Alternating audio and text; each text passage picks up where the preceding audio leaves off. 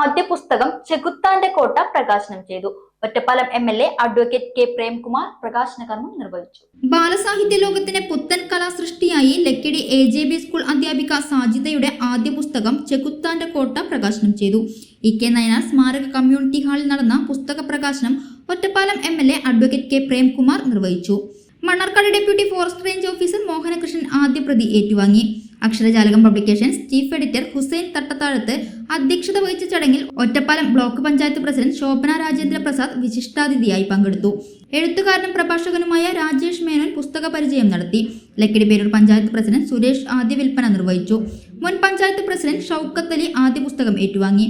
ഒറ്റപ്പാലം നഗരസഭ ആരോഗ്യ വിദ്യാഭ്യാസ standing committee chairperson Fousiya Haneefa, Zakir Hussain, ward member Balan, അധ്യാപകരായ വെങ്കിടേശ്വരൻ, ഗിരീഷ്, ബിനോയ് പോൾ, പ്രഭാകരൻ, എഴുത്തുകാരൻ VM Ali, traffic SI Vinod B Nair, ചിത്രകാരി ശ്രീജ പള്ളം, AJB സ്കൂൾ പ്രധാനാധ്യാപിക ഇന്ദു തുടങ്ങിയവർ സംസാരിച്ചു.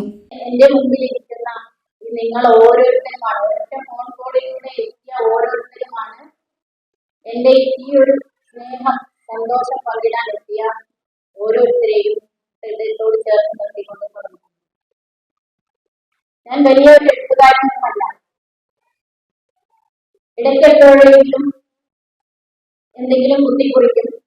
അത് ചിലപ്പോൾ വാട്സപ്പ് സ്റ്റാറ്റസായി മാറും. അതിൽ നിന്നുകൊണ്ട് ഒരു കവിത പിറക്കുന്നു, ഒരു നോവൽ, ചെറുകഥകൾ, അങ്ങനെ എന്റെ മനസ്സിൽ തോന്നുന്ന ചില പോയിന്റുകൾ അല്ലെങ്കിൽ ചില ചിത്രങ്ങളിൽ നിന്ന് അങ്ങനെ എന്റെ മനസ്സിൽ തോന്നുന്ന വരികളും വാക്കുകളും ചിലരെങ്കിലും നിങ്ങൾ വായിച്ചിട്ടുണ്ടാകും. എനിക്ക് കൂടുതലൊന്നും പറയാനില്ല. എന്റെ ഈ ഒരു സ്വപ്നം അക്ഷരജാലകമാണ് സാക്ഷാത്കരിച്ചത്. അതിന് എന്റെ കൂടെ നിങ്ങൾ ഓരോരുത്തരും ഉണ്ടായിരുന്നു എന്നത് ഞാൻ അഭിമാനപൂർവ്വം